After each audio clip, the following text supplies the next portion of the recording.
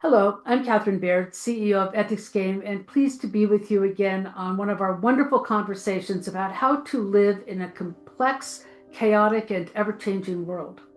One of the stories that's hit the headlines this week is Mark Zuckerberg testifying in Los Angeles on a trial where the accusation is that a young woman had been harmed because she became addicted to Instagram. And the question becomes, is that a claim that should be moved ahead? Well, given that I'm a lawyer and an ethicist, it's an interesting point to debate. What Zuckerberg and company are trying to do is to make a distinction between what is called habitual scrolling and chemical addiction. The distinction is that in scrolling, you have the ability to stop. You might be mildly annoyed if you get torn away from Instagram or YouTube, but you'll be able to control yourself and move forward.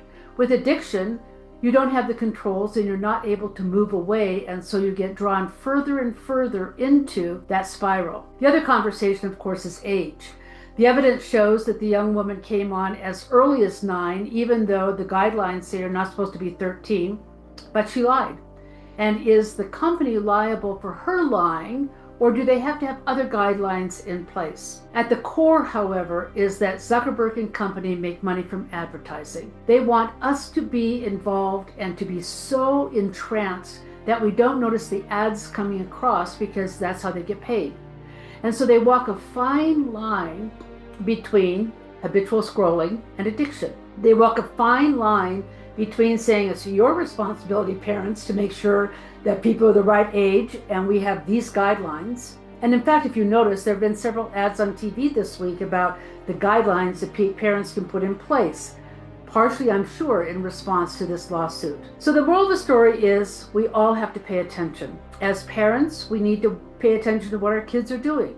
We need to have some monitoring of their social media habits. As adults, we need to also watch our addiction to social media, our habitual scrolling, and notice when we spend hours lost on the internet or on our phones rather than doing something productive like being with another human being. And then those of us who are making our money through ads and through developing things have to pay attention to our obligation to make sure that we do not harm people as opposed to help people. Right now, Anthropic is in an interesting debate with the Pentagon, where the Pentagon wants them to take away the guidelines and the safeguards they have for the AI not to be used autonomously in killing other people.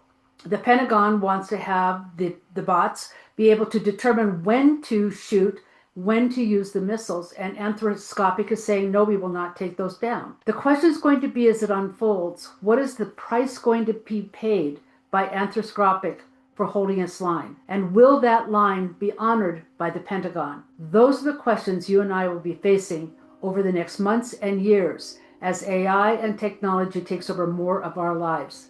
Pay attention, be vigilant, and don't be drawn in. Thank you.